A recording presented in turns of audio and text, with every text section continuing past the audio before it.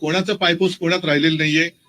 मित्र मित्र म्हणताना एकमेकावरती धाडी टाकतायत, एकमेकाचे पैसे उघडकीस आणतायत. रोज कोणत्या ना कोणत्या तरी मंत्र्याचे भ्रष्टाचार अगदी पुराव्यानिशी बाहेर येत आहेत, त्यांच्या फिल्म बाहेर येत आहेत, पैशाच्या थप्प्या बाहेर येत आहेत, तरी सुद्धा मुख्यमंत्री हिंब आहेत. नाही, भेटण्यापेक्षा हे भेटण्याची काय लोकशाहीतली मांडणी आहे. लोकशाहीतली मांडणी आहे. अध्यक्षांना आणि मुख्यमंत्र्यांना हे कसं सगळं सांगड घातले गेले तुम्हाला माहिती आहे. अध्यक्षांबद्दलची सुद्धा आमची मतं गेल्या टर्म मध्ये आम्ही व्यक्त केलेली आहेत. त्याच्यामुळे ही ढकलपंची करताना मग मुख्यमंत्र्यांनी विचारलं पाहिजे, लोकशाहीचा महत्वाचा घटक आहे, राज्याचे प्रमुख आहेत, की का तुम्ही अजून करत नाही. आम्ही तर पत्र दिलेलं आहे.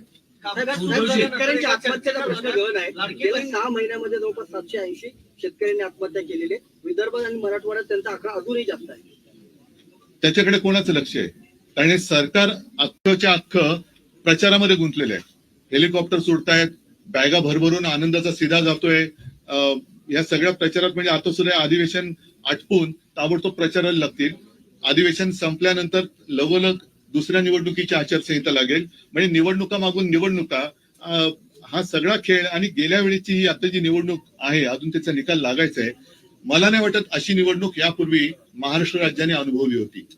पूर्वी आपण इतर राज्यांच्या निवडणुकांची उदाहरणं द्यायचो की बघा तिकडे कशी गुंडागर्दी सुरू आहे, कसे बंदुका काढल्या जात आहेत, बूथ कॅप्चरिंग कसं केलं जात आहे, पैशाचं वाटप कसं केलं जातोय. हे सगळं आपल्या महाराष्ट्रामध्ये ज्यांची उदाहरणं देत होतो त्या राज्यात आता आपल्या महाराष्ट्राचं उदाहरण दिलं जात असेल की बघा तिकडे कशी बेबंदीशाही सुरू आहे. म्हणजे कोणाचं पायपोस कोणात राहिलेलं नाहीये. मित्र मित्र म्हणताना एकमेकावरती धाडी टाकतायत, एकमेकाचे पैसे उघडकीस आणतायत. रोज कोणत्या ना कोणत्या तरी मंत्र्याचे भ्रष्टाचार अगदी पुराव्यानिशी बाहेर येत आहेत, त्यांच्या फिल्म बाहेर येत आहेत, पैशाच्या थप्प्या बाहेर येत आहेत, तरी सुद्धा मुख्यमंत्री हिंब आहेत. म्हणजे मुख्यमंत्र्यांनी अजून एक खातं निर्माण केलं पाहिजे आणि त्याचं नाव पांघरुण मंत्री असं ठेवायला पाहिजे. म्हणजे जे बाकीचे जे मंत्री आहेत ते हातपाय पांघरुण बघून हातपाय तरी पसरतील आणि मुख्यमंत्री बसलेत पांघरुण घालायला.